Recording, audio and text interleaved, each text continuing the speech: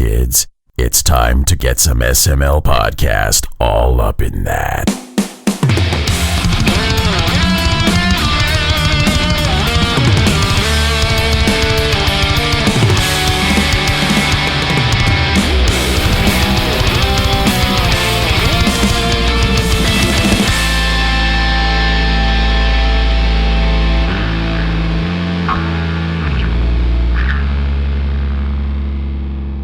What's up, everybody? This is the SML Podcast. I am your host, Joe. Joining as usual, Cole. How are you doing?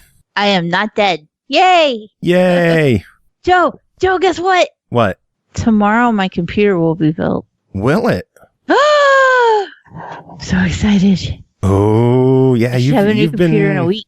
You've been talking about that computer. So you're getting a new computer. Chris Taylor, who was here with us, he got a new computer, didn't you? Fancy. Yeah. Chris, how are you doing? Can we be nerdy and talk computers? After 10,000 years, I'm free. Time to conquer Earth. Well, no, put him back in the cage. I'm not done yet. Attitude. Pernell is here as well. It is an odd episode, which means it is PartyCast time. And to get the party started, Mr. Sinister in chat has been dropping biddies all evening so far. George. Dropping bits! So we've had bits dropping, vertically impaired. He subbed for his 24th month in a row. That's a 2 years. I can't believe it. Does that make this our 2 years? Does this mean it's our 2-year anniversary stream or some shit? What? Maybe. Ew. Affiliate anniversary? I think it does. I think so. 2 years Ew. being an affiliate. Can you imagine giving us money for 2 years? I'm so sorry, Tony. Hey, Our I'm not sorry, condolences. Tony. We're thankful, Tony. Thanks Every for time keeping us Tony this- gets his bank statement, he's like, fuck, I forgot to cancel that. No, he does it. Tony goes, "Yay, man! I see my bank statement. And I know that 5 cents of my check goes to a good cause, the SML cause."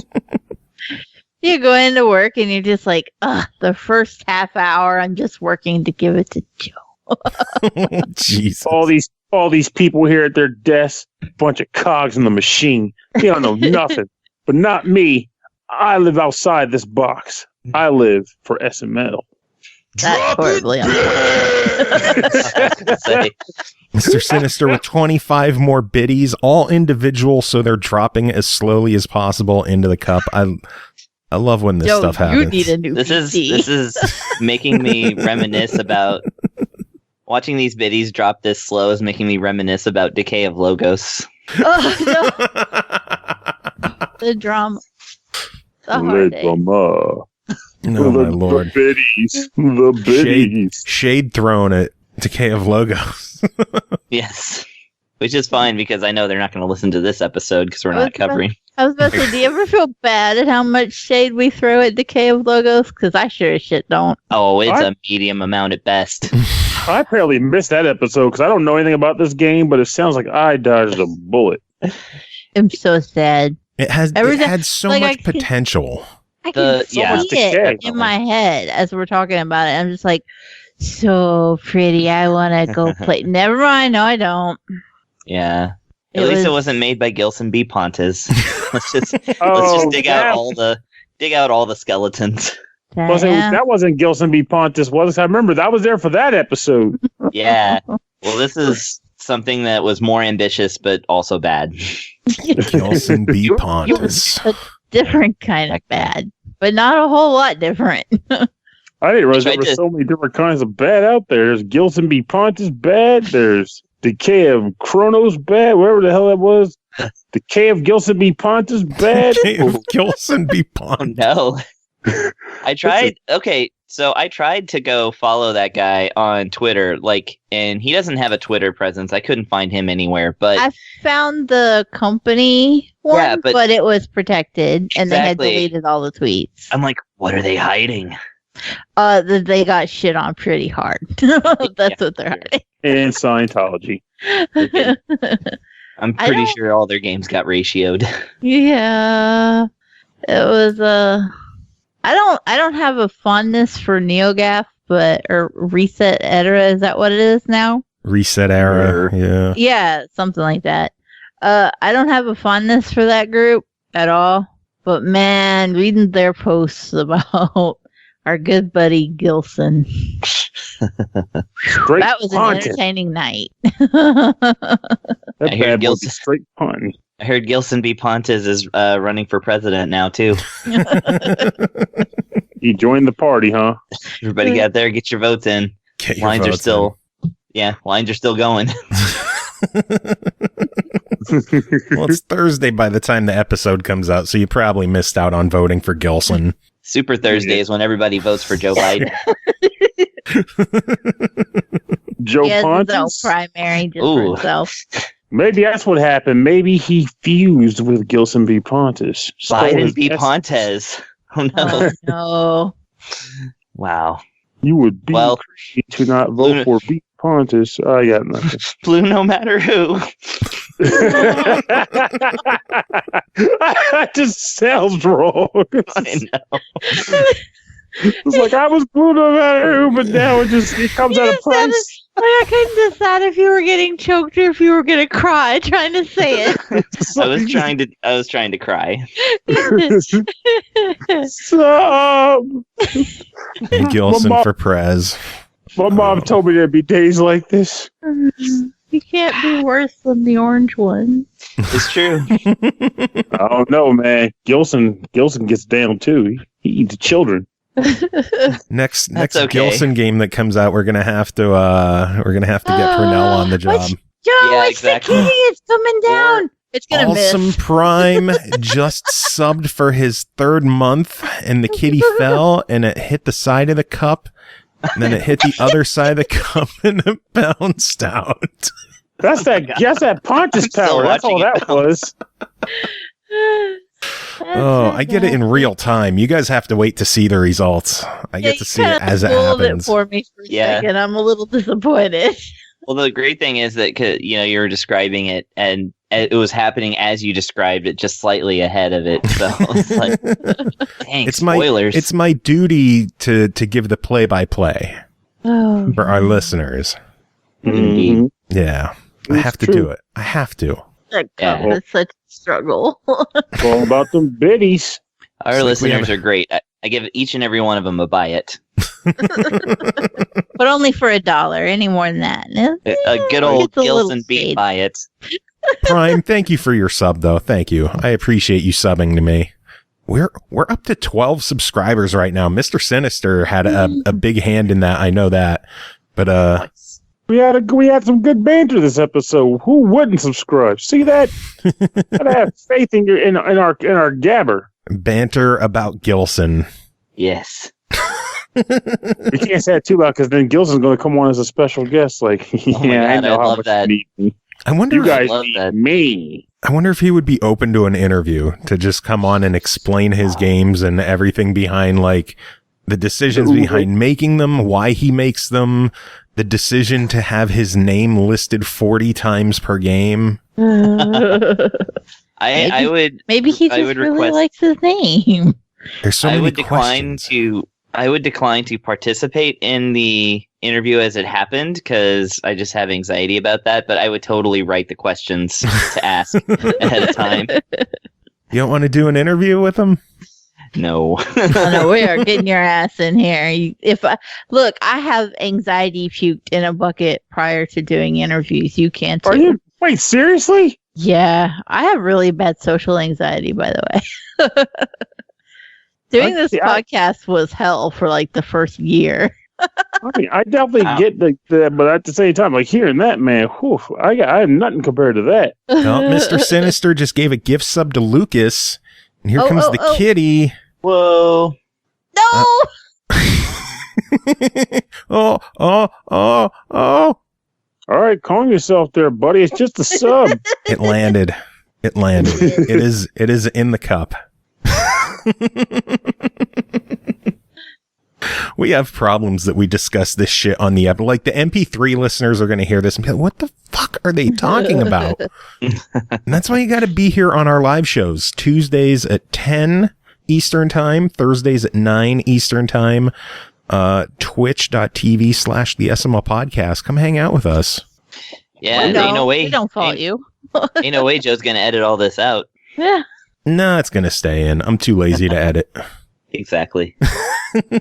Never change. We do have games we got to talk about, though. Should we dive into these? Gilson B. Pontus Quest. Yes, that is actually the first game that we're going to be talking about. Oh. You guys ready to dive in?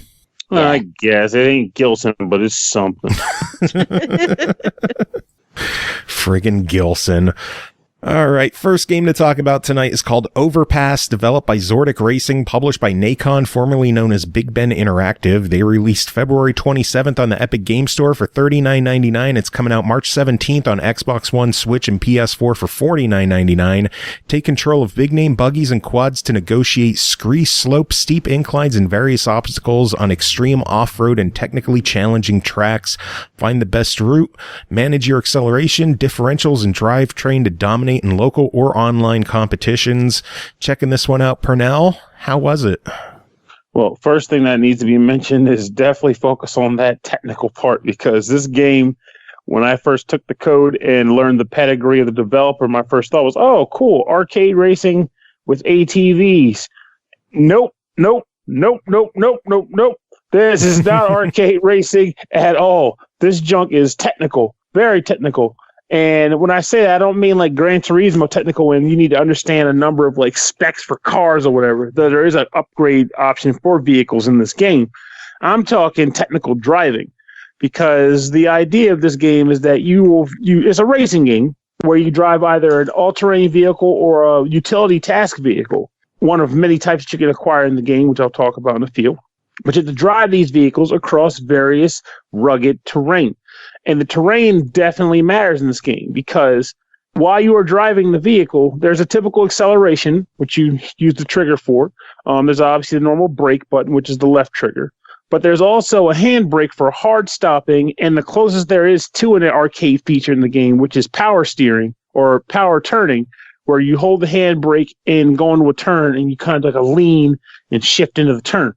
But as you deal with all this, you're constantly dealing with various levels of terrain, which results in you not necessarily being able to focus on speeding through courses.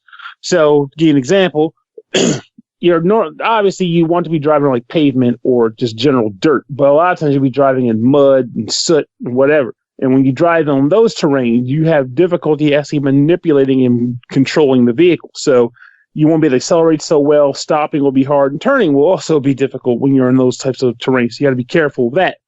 But also, you have to drive over like rocks and overturn logs, and like hopefully even sometimes jump over ditches.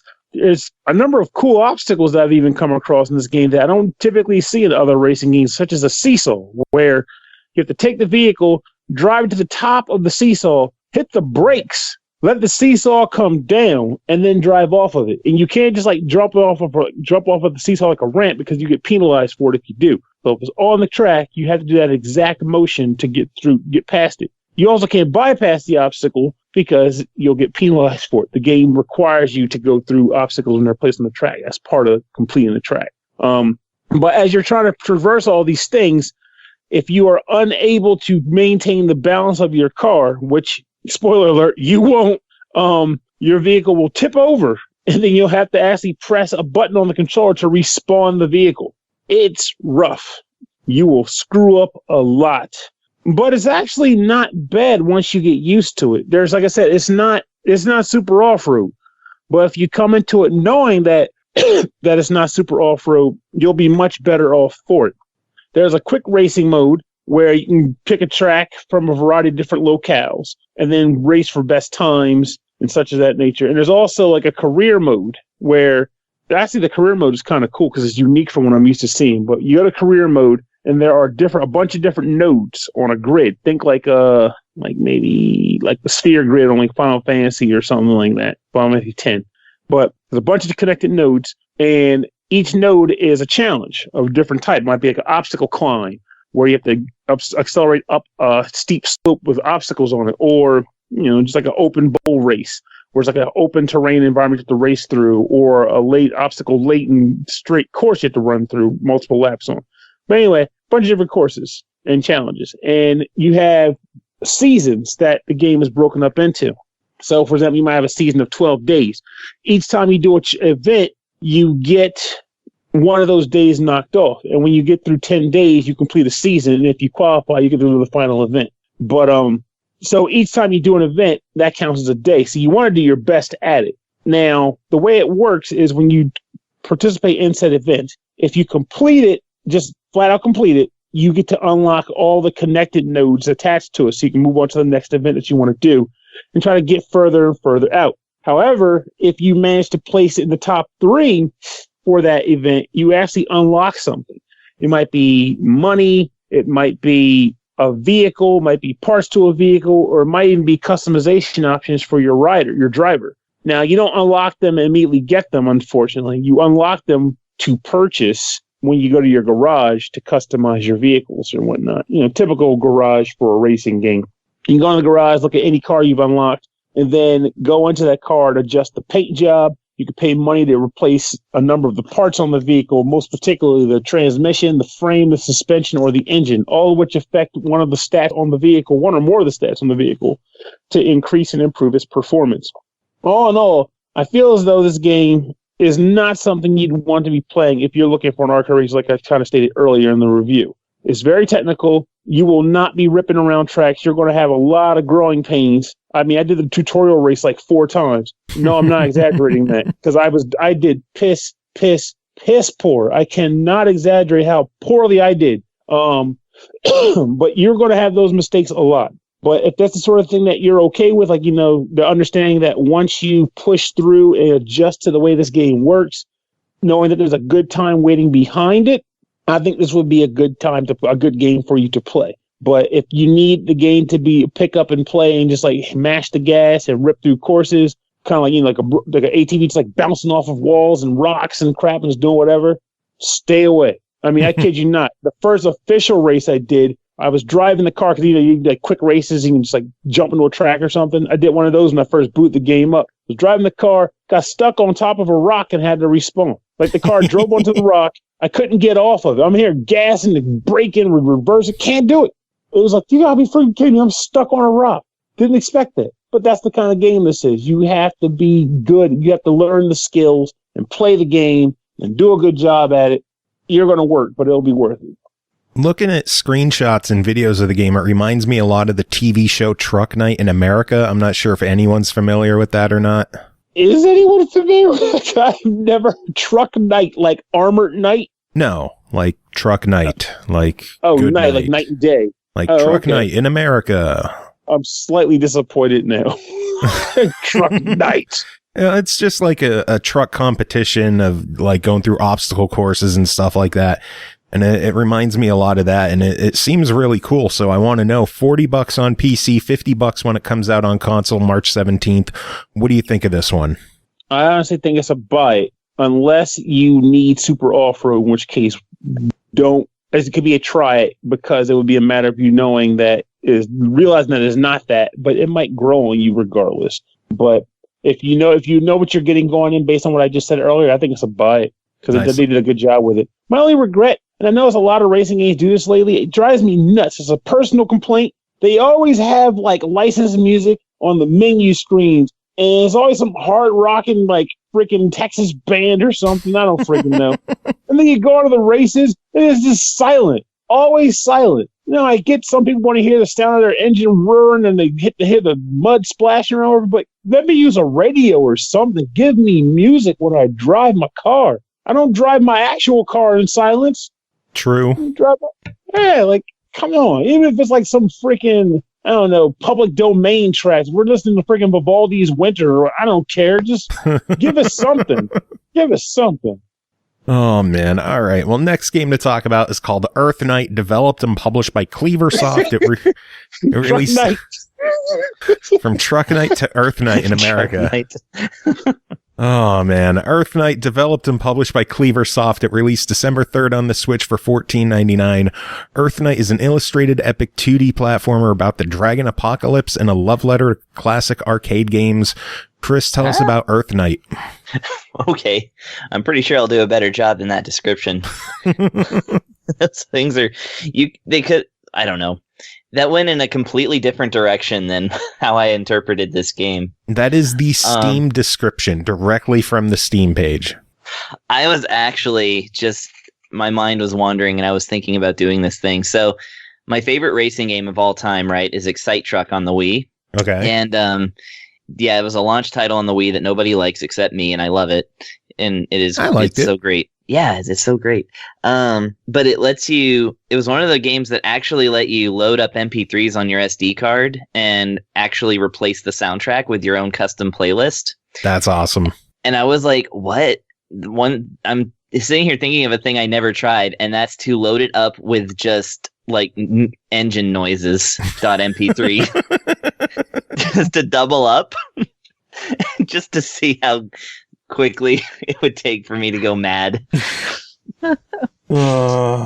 Generic truck noises. I'm gonna do it. I have my SD card still. Anyway, okay, EarthNight. Yeah, EarthNight. Let's talk about EarthNight. Sorry, Cleaversoft. Okay, so EarthNight. Yes, because they're listening. They might be. Okay, you never know. No, that's true. I always do my reviews thinking that the people might hear it. That is part of anxiety. So what EarthNight is, it is a platformer, but it's actually an autorunner. It's the autorunner, I think, is a very self-contained genre. I think it's okay to call something that, because when you play the game, you're running perpetually in one direction and you can't stop. So, I was like loading up the game right now, and then I saw the game on Twitch. And I was like, wait a minute. Yes, am I streaming? I'm showing screenshots for our yes, viewers. No, that's great. I'll stop looking at chat now. So distracted the Chris with pretty pictures. I know just that it exactly started as I loaded up the software to just because I always load up the game while I'm looking at it in case I need to refer to something. It is a game that so dragons have taken over the earth, but these aren't like Skyrim dragons. See, I'm tying it into Skyrim there. But they are like long serpentish dragons that come from space. And they basically take over humanity, and humanity offers up, resistance at first, and then they just kind of give up. But at least two humans and one disinterested third party decide to take matters into their own hands and feet. And so Stanley, bald guy with a beard, and Sydney, who is a little girl, and not a white girl. That's great. Diversity. Yes, I know. And she's by the way so cool. She's awesome. Anyways, it's diversity. There's just a bit of diversity. And they got bald white guys representing, so I'm happy. Me too. I'm in there too. Yeah, exactly. Joe and I are fine.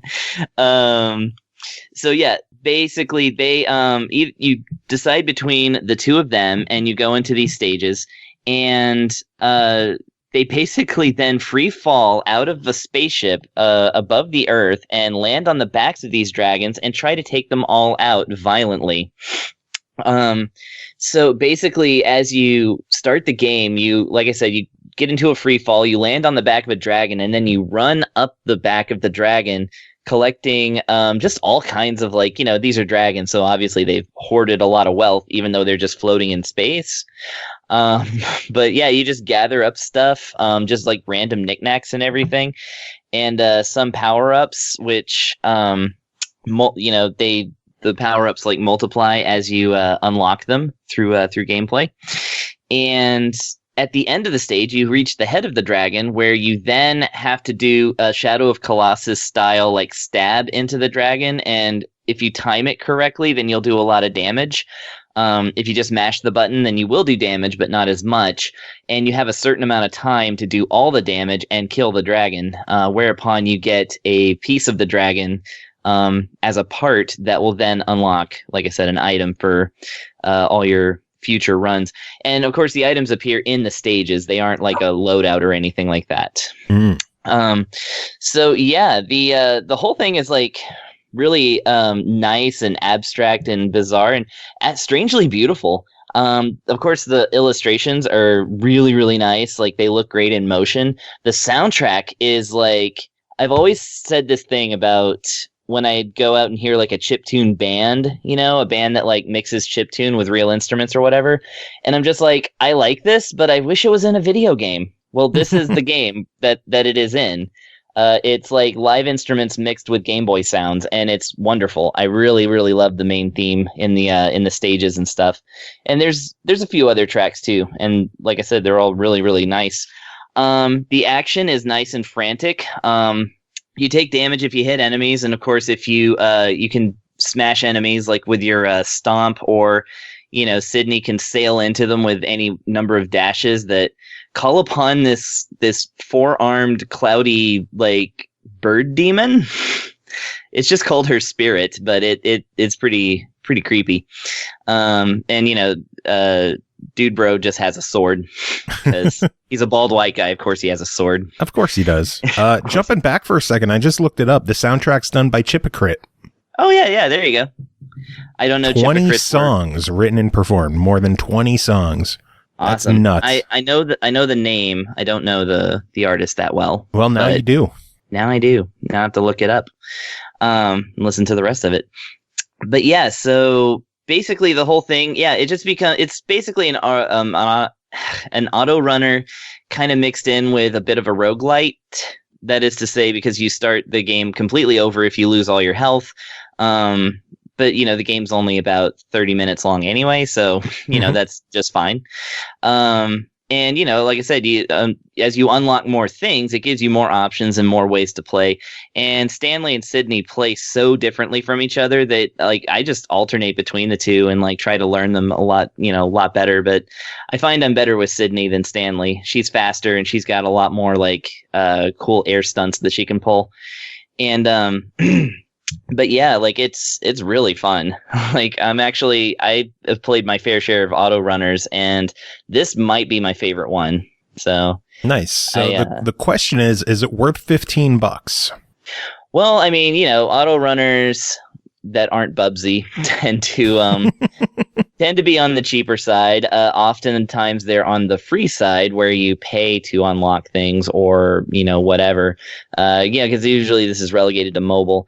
I say this is worth $15 just because the amount of things that went into the aesthetic and overall feel of the game, like, it's really well designed. The stages are spectacular. The graphics, like, just look wonderful. Like, you know, it's space with, like, dragons, like, floating in the background, sometimes giant, like, you know, dragon skeletons even.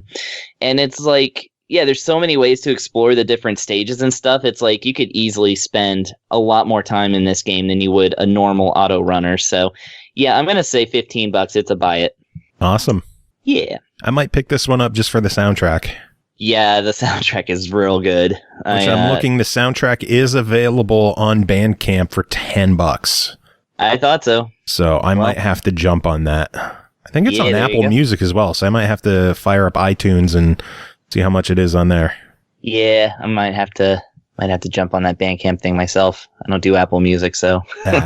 Either way, it sounds like good music, so maybe we'll good. play some at the end of the show if I pick up the soundtrack. Yeah, there you go. So that'll encourage me. Anyway, next game to talk about is called Ciel Fledge, a daughter-raising simulator developed by Studio Namaapa, published by PQube. It released February 21st on Switch for $19.99. Ciel Fledge is a game about raising an adopted daughter in a future world that still has hope, featuring compelling management, gameplay, and a lovable cast of characters. It's up to you to take care of Ciel until she reaches adulthood and becomes ready to fledge the nest. Pernell, how was your daughter raising going?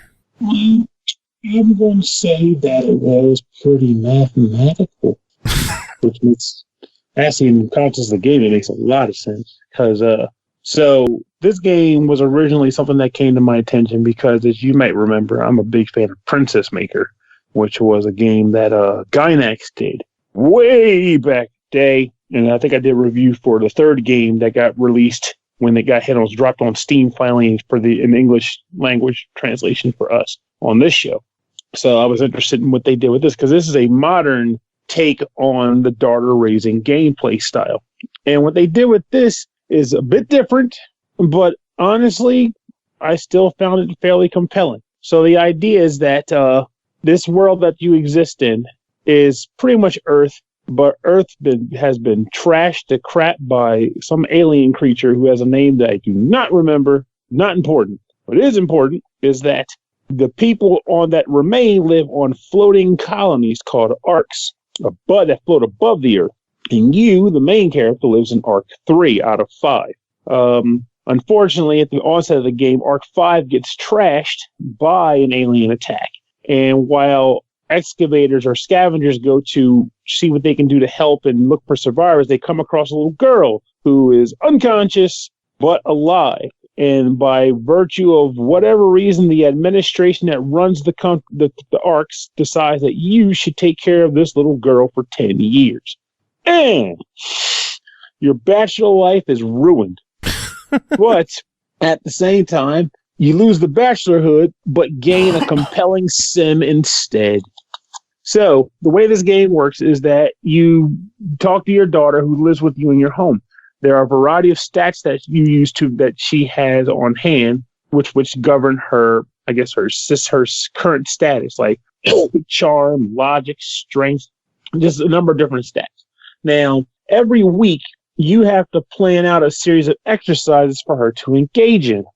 It could be something like going to school, taking art classes, hanging out with friends, whatever. And as the parent, you also have exercises that you have to choose for yourself, such as going to work to earn brick and money, because in this world, nothing's cheap. And if you go broke, you're in trouble. So you need to, sometimes you go to work to earn money, supervise your kid and hang out with her. You can pretty much work overtime and just neglect your kid as a result. A number of different things you can do. And then the week itself actually plays out. Now, as the week plays out, every activity that you choose will drain stamina unless you choose something like resting, in which case your kid will get stamina back. But then you'll also gain various bonuses and attribute stats like mood, basically mood elevation, logic elevation, strength, whatever, depending on the activity. And the way this is displayed to the player is your character, who looks like a freaking weeble wobble during these sequences, moves around the map of the arc, going to different places and engaging in said activities. Now, usually, it'll just be the screen saying that they walk there, you'll see a progress bar go up, some stats shift, and that's that. But every once in a while, you might see an encounter take place. You have an encounter, it could be a number of things. It could be a dialogue scenario where your daughter, whose default name is Ciel, it's the title of the game.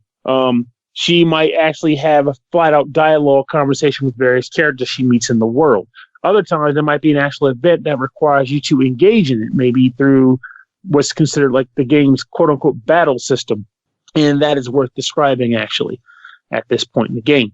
So if these situations occur, it could be one of multiple battles, a quiz battle, which is where the person that you're dealing with will make you follow a series of instructions based on the battle system. You have to fulfill those instructions. There's the score battle, where you have to gain a certain score from the battle system, and this is influenced heavily by your charisma stat. And then there is the fight battle, which is you actually fighting monsters. Usually takes place when you're exploring the Earth during an excavation mission, which, by the way, you can go back to the ruined Earth on occasion to search and look for clues to your whereabouts, your origins, or the fate of the planet, and sometimes you have to fight monsters down there. In which case, the goal of those missions is to defeat the monsters by dropping their hit points to 0 before they kill you, and your attacks are influenced by your strength stat. Now, I made all that dialogue, but I did not tell you exactly what the heck is the battle system itself. Now, what that actually is an interesting little thing. So, you have a deck of 52 cards those cards are composed of 13 cards, each representing 4 different elements. So 13 fire, 13 water, 13 lightning, and 13 like wind or something. Total 52 cards. Now, what happens is 9 of them will be displayed on the screen at any given time. And you need to select the cards you want to use in order to make a combo. A combo is 3 of the same color. 1, 2, 3. Pick 3 of them up, when we make a combo. And then that gets slotted into your power queue, which is 8 empty slots that represent the elements that you've made combos for. Now, once you've gotten enough in certain combinations, there are skills that your character can have equipped, which can be activated to perform various functions, like attacking the enemy directly, boosting, like a different stat, maybe healing a character, any number of things that will ultimately influence and turn the tide of the battle. Now, once you run out of cards, you have to reshuffle the deck, or if you feel as though you've already run through all the cards you wanted to use from that set of cards, you can choose to reshuffle the deck. But depending on how high your intelligence stat is, that might influence how long you have to do a reshuffle. So you can't just like willy-nilly run through all your skills, then shuffle the deck. No, you have to actually be smart about it and determine what you'll be getting and when you do it. Basically, just use them to the best of your ability before actually going through a shuffle effect. But the game itself, it sounds corny, but it's like a weird little like junior puzzle game in a sense that you play when you fulfill any of these different like activities, which is honestly kind of fun. I feel as though I enjoy it because there's a little certain something about equipping the right skills and then going into a battle knowing that you have the skills you want for that type of skirmish. And you can have multiple decks built, so you can have a deck for each type of battle style in anticipation of being ready for it. But I honestly found that to be pretty enjoyable to do that sort of thing. Now, the hiccup with this game, though, and I feel as though it's not really a problem with it, it's just a matter of just the player itself, depends on the player really, is that it's very samey, just like Princess Maker, though, so it's not like it's anything weird in that regard. Whereas until you're getting really engaged in like any of the general story sequences or dialogue scenes, you will be doing a lot of making a plan, watching it execute, watch the Weeble Wobbles go back and forth on the mat, and then go back home, and then you have a conversation with your daughter, watching it repeat. Maybe a story sequence will occur, but for the most part, you'll be doing a lot of that. And you'll want to have to feel invested in your daughter's progress so that you give 2 hoot magoots about the stat progression or degression, depending on what happens. Like, for example, there's something known as the first of the month blues that happens in the game, where at the first of the month, if your kid's mood is too sour, she'll just lose stats because that's what unhappy kids do. They just get stupider. Like, there was something weird about how, like, I had my kid go to, like, arithmetic class, like, multiple times because I wanted to get her in her logic levels up. And then the next month kicked over and out of nowhere, the thing just told me intelligence decreased by 5. I'm like, what the hell happened to my kid? She get hit with a rock on the way home or something? I was kind of livid about that. This doesn't make any sense. But then the game does eventually explain to you, this is what's going on with the child. Don't worry about it. Cole, how accurate is that? Pretty damn accurate, honestly. The kid just comes back to the holler, like drinking like milk from the wrong end of the straw. Like, what the heck's wrong with you, kid? Mm-hmm. I don't know, rocks or something. Basically, yeah. Exactly like that. But the game is like, honestly, it's kind of cool in that regard, though. But I will say the other issue that the game could have, though there is a bit of a solution to it, is the fact that until you flat out tell yourself or you're familiar with the game enough to be like, I have a plan here. I have a plan. Is that how I want to raise my kid? You can find yourself feeling kind of dumbfounded on what you want to do. Am I going to go shopping? Which of the gajillion activities I'm going to send my kid on? Because you start with access to a bunch, and you'll unlock more as you play. So you'll have a lot of things you can have your kid do every week. And it can feel overwhelming. But a thing that they give you access to in the game, which will make it easier for you to kind of come up with some kind of plan, is called a focus tree. And what the focus tree is, it's sort of a series of, you guys are going to love this, a series of achievements that you can complete. And if you complete these achievements, you unlock various rewards. Sometimes the reward can be an accessory or a piece of equipment that you can equip on your daughter, of which they're not just cosmetic. They actually also unlock various perks for her. But you can also unlock new activities, new perks by completing previous perks.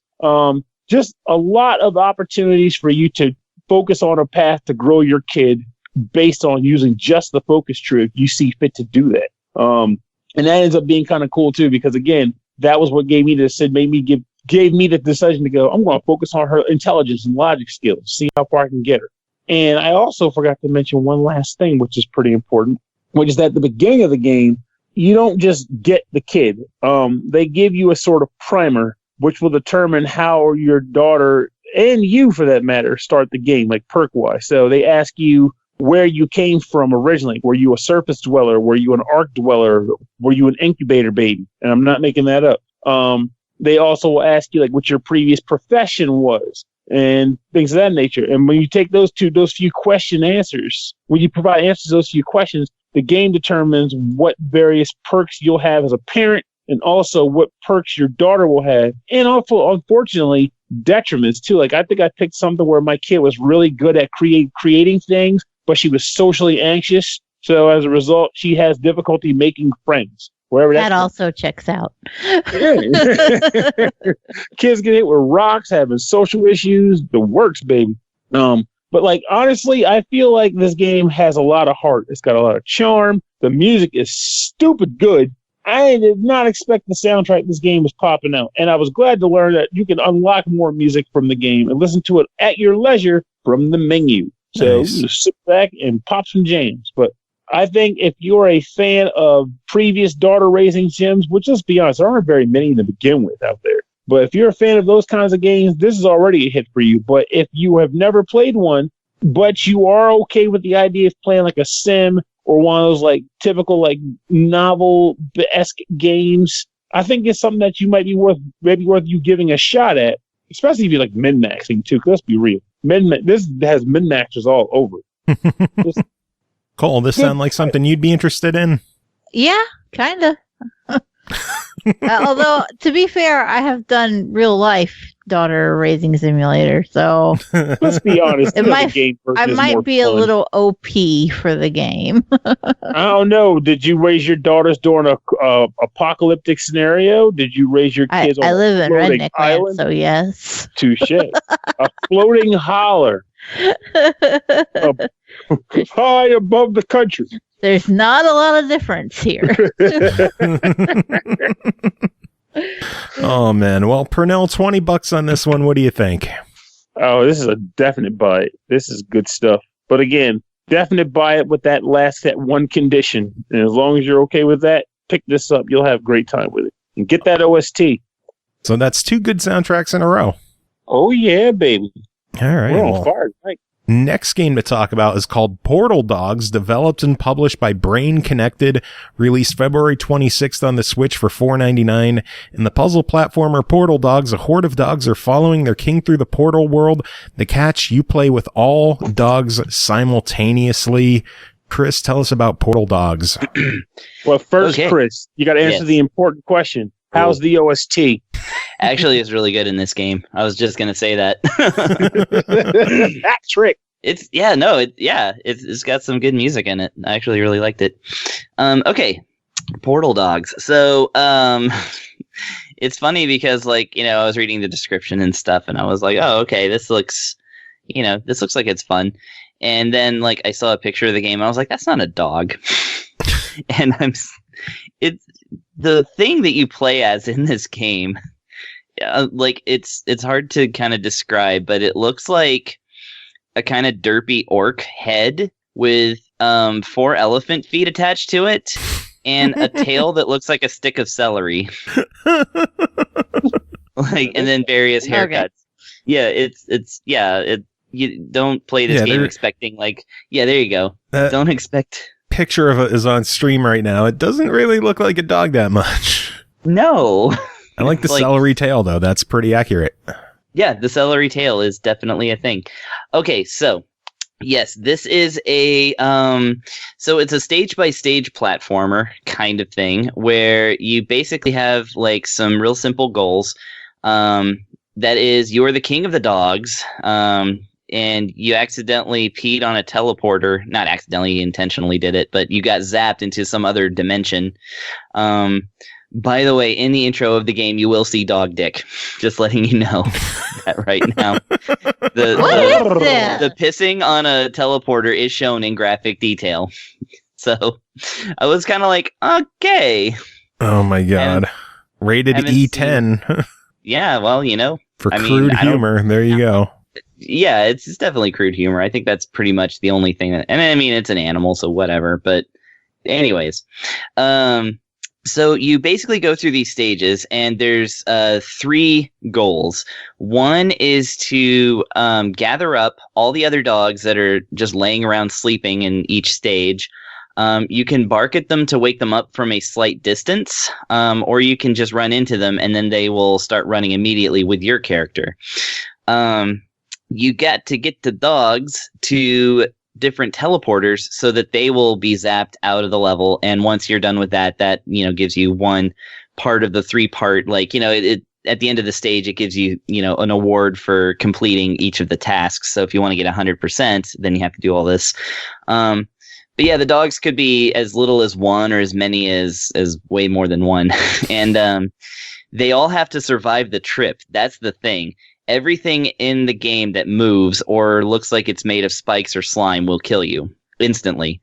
And anything that runs into them, including these dogs. That comes up in a little bit. But the other thing is that at some point in the stage, there's a golden bone with a Christmas ribbon attached to it, and you have to find and get that as well. And then once you've done those 2 things, then you got to get your own ass over to the portal that has like the crown on it, and then get yourself out of that level and go on to the next one. So that's the entirety of the gameplay. The stages are designed to make this as either complicated or as frustrating as possible. Of course, because it's a challenge platformer. And then there's other little quirky things, like sometimes your body changes and you become a little like puff of green hair with a little just like a little, it looks like a little fuzzy sperm, basically, with a crown on it and still the eyeballs. And with that, you can get under, you can get into tighter spaces, but also kind of fall through the floor at certain points. They do things like sometimes they'll put a key in the stage, and the key will unlock locked doors. But sometimes there will be a platform you didn't know about that is entirely made of locked doors for no reason.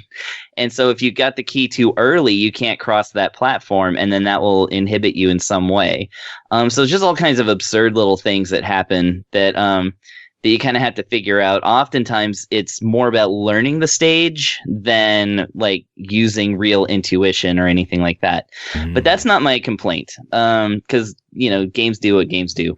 My complaint is that the controls of the game are super slippery. Nothing in this game stops on a dime, and yet they will get completely and instantly killed if they're within a couple of pixels even of a hazard. Any kind of hazard, including stuff you didn't see in the screen, including moving enemies and, like I said, spike traps that are right after a jump. And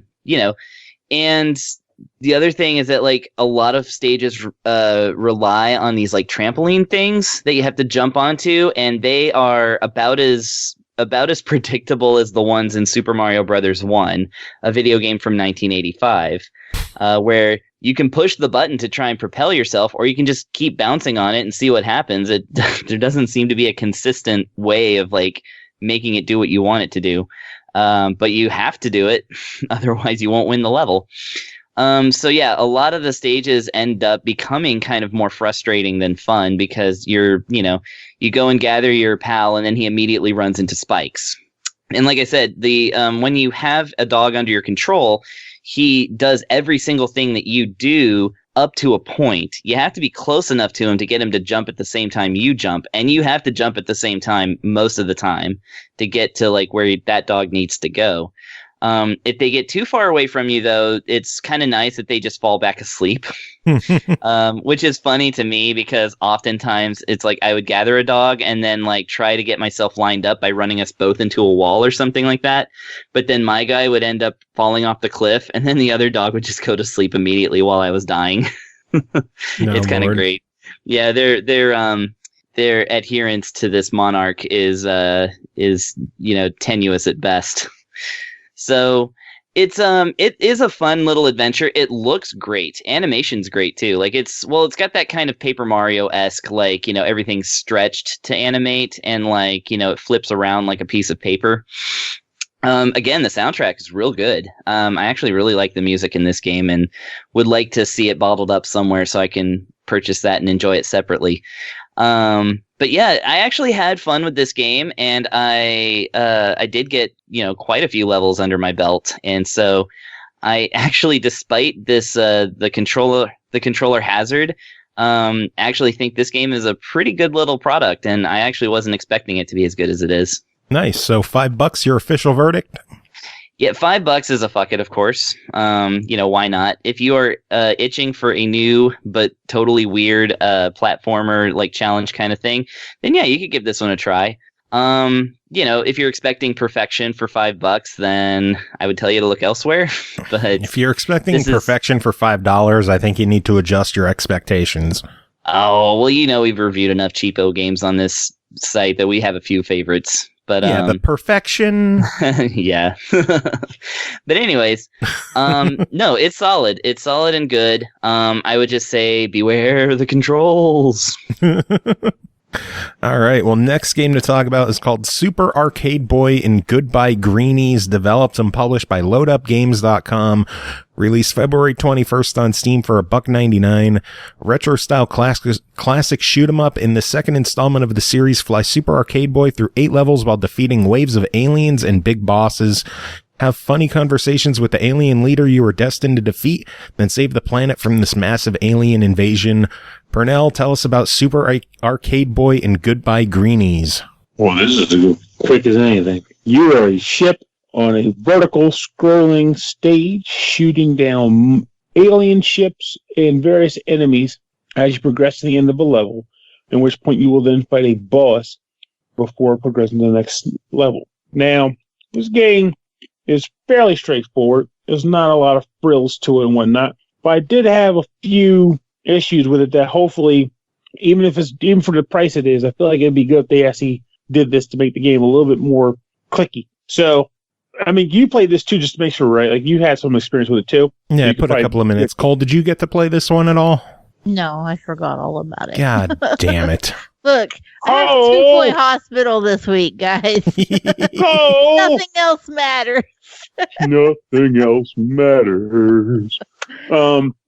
So, first thing I had an issue with, ships way too friggin' fast. Now, I get that some people's play styles are prone to wanting a fast ship. After all, I mean, Grady's, you could upgrade your ship like 3 or 4 times in the speed category before you could get locked out of it. But sometimes you want finesse. You want to be able to fly a little slowly, and the analog ain't exactly giving me that enough finesse to be like just able to inch over when I need to. Maybe if you just had like a button just like let you toggle between fast and slow speeds, that would easily resolve that. That probably wouldn't be too hard to pull off, I would think. Next thing, and this is where I wouldn't mind hearing a second opinion on for sure. I feel like by the way enemies show up on the screen and how fast their bullets go and the frequency of which they fire them, you kind of have to know where they're going to come from in advance in order to actually have a shot at taking them down without getting your ass handed to you. Yeah, it feels like once they start shooting at you, there's nothing you can do because there's just way too many bullets coming from them. Mm-hmm. Like you pretty much have to let them go, which means farewell to whatever score you could have gotten. Mm-hmm. And that annoyed me. Next thing, so there's a lot of pickups in this game. A lot of pickups. And while I do know what at least 2 of them do, 3 of them, most of the time I have no idea what they're doing. Are they just points? Or sometimes more points than others? Maybe if there was like a splash screen at the beginning and the option just said, here's what all the stuff, they're almost like a mini manual. It just says, here's what all these things do. That way I at least can say, hey, this purple thing was worth 1,000 points, but this yellow one may be worth 500. I did know that the cross was an extra life. I did know that there was like a few things, like a few guns you could get here and there that changed your firepower, and also like getting missile reloads too, because there's a button you can press that will allow you to fire missiles at enemies. One button, from what I could tell, was just like a straight missile shot, and the other was like a homing missile shot. Unless I'm just misunderstanding it, and it was always a homing shot, and the one time it just didn't home in. I don't know. Because I almost never see the straight shot. So the last thing I generally consider to be a bit of an issue is like, I want spread those firearm power-ups out a bit more. You don't get your first gun until the second stage of the game. And at that point, it becomes Gradius in the sense that the gun makes you overpowered, but once you lose it, hang it up. You're kind of done. Yeah. Like the next level after that, a wave of green ships comes down towards you, and I got killed. And when I came back, I couldn't even shoot them with enough normal bullets to kill one. But they're so close together that you're pretty much paint scraping your way between them. But again, your ship flies stupid fast, so good luck finessing that. So it made for a bit of a headache. Every time I played the game, it pretty much amounted to, how far can I get on a perfect run? Because once the perfect run is broken, just hang it up. Yeah, pretty much. So with those things in mind, those are the issues I had with the game. But beyond that, it doesn't bring anything new to the table per se, but it is a standard vertical scrolling shooter. In which case, I am okay with it. The music is good. The jokes can go either way, as subjective to the listener or reader. But I feel as though those few things would make the game a little bit more enjoyable for me. What about you? What's your thought? I think it needs to be a bit more approachable. I think, like I mentioned before, the frequency of the bullets from the enemies is just way too fast to really get far in the game. And it really is like Gradius, where once you use that power up, you know, if you die, why even bother trying? Because you're just starting from scratch later in the game. It's just impossible to do. Yep, you're outgunned. And the other thing I thought was interesting, too, is like we were talking about earlier about how it's hard to dodge the bullets. Sometimes you even get situations where you shoot a bullet, and you can destroy enemy bullets sometimes, but they fire at a rate so much faster than you can. Yeah. That you'll get that one shot. I was like, I'm going to get the shot. I'm going to get it. It's like, nope, just knocks it out, and then another one's coming right at you. So it's like, well, that was a waste of time. So, well, it worth it. So, I don't know. It's a tough call because I can't in good faith say I want to recommend it. But, I mean, I gave my reasonings for why, what I think they would take for them to update it and make it more approachable, like you mentioned. In which case, then I think it would be a solid try. Cool. Well, hopefully the Load Up Games, hopefully they take some feedback and work on this one a bit. And if it gets updated and patched at all, we could always take another look at it. That would be good because I want to hear more of that music too. And more Chuck Norris jokes because they put Chuck Norris jokes in the game. Beautiful. All right. Well, next game to talk about is called Ego Protocol Remastered, developed by Static Dreams and No Gravity Development, published by No Gravity Games, released February 21st on the Switch for $4.99. Ego Protocol Remastered is a mix of classic platformer and logical game with retro handmade graphics. Be smart and quick, solve puzzles and avoid traps, guide your robot safely. Innovative, addictive, logical, and retro. Chris, tell us about Ego Protocol Remastered. Okay, I'm going to help them out with their description again. Okay. For one, handmade graphics? Do they think like Super Mario was made by like a computer? Yeah, graphics are handmade. You have to make them. I guess if we can't all be Gilson B. Pontes and just like, buy or steal all our graphics. So, okay, fair enough. Ego Protocol Remastered. Secondly, this is a game that crosses Lemmings with a Rubik's Cube. That's so much more fun and intriguing to say than to say it's a classic platformer with retro elements. Well, it's I'm not sure a platformer. They can't just come out and say it mixes Lemmings with Rubik's Cube. Well, that's what I'm saying because that's how it is. Okay, so it's not a platformer anyway. Okay, so the Ego Protocol Remastered, which by the way has, I'm going to count them right now, 12 tutorials. Not even kidding. There's literally 12 tutorials. Yeah, and I played through them all, by the way. they're actually pretty useful. For the fact that there's only one button that does anything in the game, that's pretty useful. Like, I mean, not even joking. There's a lot in this game. So basically, yeah, you have a little robot guy, very, very, very small, and 9 or like a room that is arranged into. Well, I think actually they end up becoming more and more elaborate, but let's say, you know, in the earlier stages, it's like a 3x3 block of stages, and so you have. You know, your starting point and your ending point. Your starting point is top left and your ending point is bottom right.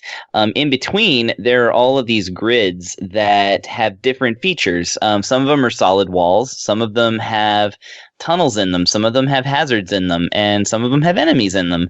Your job is not to control the character, because he is just going to persistently move to the right until he hits a wall, and then he will move to the left, and, you know, etc. He bumps into walls until you get him like where he needs to go. You have to arrange the stage to give him a path to victory. So there's, you know, basically like the way that you move the stage differs between stages. There's 4 different ways that are stage dependent. So some of them are moving the blocks in a vertical line, going up and down. There's some stages that have you moving them horizontally. There's some stages that have you basically filling in the blank, quote unquote. That is to say, like, there's a not filling in the blank. I'm sorry. It's like one of those slider puzzles, right? Where there's one blank. A sliding block puzzle. Thank you. I always forget the name of those. Oh, I am fucking terrible at those things. Well, they're in here, except that they are a little easier to figure out, because obviously, you know, you kind of figure out the path, you know, based on the context and things like that. But it does get pretty hard pretty fast. I will say about this game. Thankfully, it's got a very forgiving starter set of levels. So, you know, and again, 12 tutorials. So learning it is not so much the thing. So you either slide them, there's also swapping, so you actually swap 2 of them around, like, in order to, you know, get them where they're going. So, you know, all the classic block puzzle kind of, you know, aspects are here. And like I said, you know, the idea is to get from point A to point B. Usually there's an in-between, like the switch that you have to, like, walk in front of in order to switch on the exit. So you have to, like, you end up like probably setting up a path for that first, and then setting up a path for the exit. And then they drop in other things in the stage. Like there's a thing that stops the timer, because there is a timer. And again, this is the kind of stage that, or the kind of game that has, you know, 3 different points of victory in order to count a complete win. And that's getting your guy to the end, getting all of the objects that you need to get, and also doing it all in a certain amount of time. But the game doesn't seem to care if you don't do everything, which is good for me, because I took forever to get through most of these stages. That timer was in the red for most of my time with this game. But yeah, there's other things as well. Some of the stages will have things that you have to interact with. Like there will be mines on the ground that you have to jump over while you're switching the rest of the stage around. There's enemies that you have to fight. Sometimes, usually they go down pretty easily though. But again, all of the action that happens in this game happens while you're arranging the tiles for a puzzle, because you can't just, like, you know, deal with that and then do the puzzle, because usually your guy's going to be walking straight into a hazard of some kind. So for that reason, it actually can get pretty frantic. You know, like you're basically, your guy's walking back and forth over this thing that you have to jump over or you lose. And meanwhile, you're like, how am I going to build the, like, you know, the right half of this puzzle thing? Oh my God. Oh, I'm dead. You know? So it becomes this like really interesting juggling act, which again reminds me a lot of Lemmings, because, you know, you can't just leave lemmings alone. You know, they die unless you block them off in a little point where they're just walking back and forth, which in this game sometimes you can do. The kind of difficulty I had with this game is figuring out the action button. They're not super good at explaining that there's one button for action It is the Y button on the Switch version. I don't think you can change it. It shows you on the bottom left of the screen 4 different things that the action button does. It halts 3 different things. No, yeah, 3. It either halts the character, so he'll stop for a certain amount of time, and that's determined by a little timer that ticks down over his head. But once you get him moving again, you can halt him again, and the timer resets. One is jumping, and the other is shooting. It took me a long time to realize that these are context specific. So if there's a thing to jump over, your character will automatically be jumping when you press the button. If there's an enemy in front of you, the action button will automatically shoot. And if there's some other hazard that requires you to stop, then the button becomes the stop button. Why they didn't assign any of these functions to the other face buttons on the controller, I actually don't know. Yeah, it seems like it would have made sense to just put each function to a different button. That's what I would have thought, yeah, and make them customizable, but whatever. The other thing is just a design decision and how they want it to be played, I guess. Yeah, and it doesn't really bug me too much. I mean, they do that thing where they don't tell you the name of the button. They just show you that illustration with the 4 circles and one of them's filled in, which I'm starting to become annoyed by on the Switch when people do that. The other thing is that so there is a retro filter on the game, and I thought I turned it off because the toggle for on and off is just different colored circles around a filled in field. So when it's on, it's a blue circle around a blue field that's filled in. So it looks like it's on, but when you turn it off, it's just a darker blue circle around the blue field and it looks like it's on. So I was like, how do I turn this off? And then I realized, I already did. The game straightened out and looks good now. Because it does the curvy screen and the scan lines and stuff, and you're going to want to take that off eventually. Anyway, it has 60 stages, I think is what they said, or some amount like that. And every 9 or 10 stages or so, the scenery changes, and that's pretty cool. I like the aesthetics of it. They're kind of nice and simple. They are kind of old school, but everything is functional looking, that is to say. Soundtrack's pretty good, although I'm not going to give this the same, treatment as the others and saying that it's memorable enough for me to seek it out. But this is actually a pretty good game, and I do commend it for being a genuine brain teaser. This is really one of those kind that you're, if you're into thinking games, this is a good one. Well, then for $5, what do you think?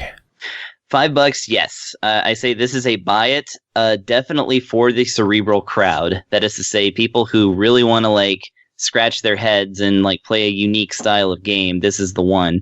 For people expecting a platformer or a straight up kind of action game, then that is not what this is. So again, I say that it is Lemmings crossed with a Rubik's Cube. Nice. Yeah. All right, and if at the time that we're recording this, it's actually on sale for $249. So check the eShop; it might be cheaper than $5. So pick it up. Yeah, if it's $2, then just go ahead and get it. All right, well, finally, we are going to do a quick update on the game Under Hero, developed by Paper Castle Games, published by Diderati. This one just released February 27th on the Switch for $16.99. It released on Xbox and PlayStation, I think, 2 weeks ago and got delayed for the Switch. Pernell, you reviewed this originally. The Switch version, what happened with the delay? Is there any issues with the game, or does everything seem good?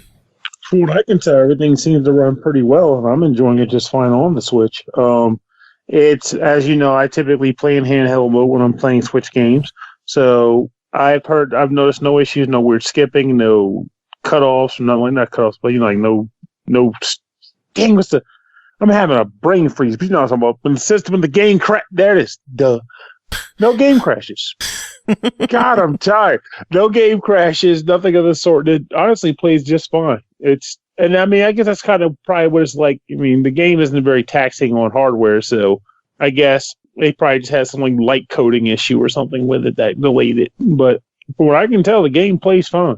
Still are an Under Hero. still trying to do Mr. Stitches' bidding, despite the fact that he's probably going to kill you when you're done.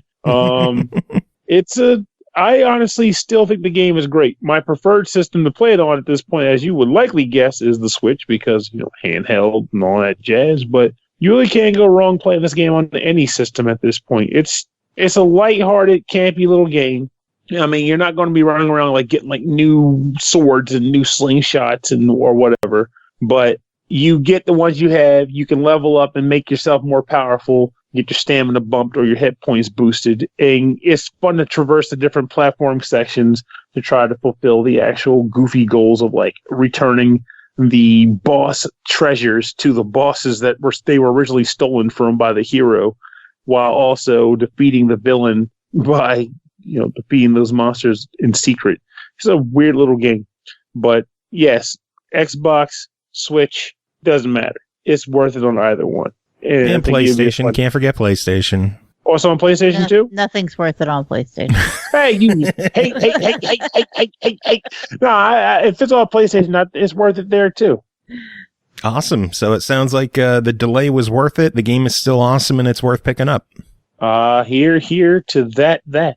All right. Well, that is it for this episode. We made it through another one. Congrats, everyone. Yeah. Survivors.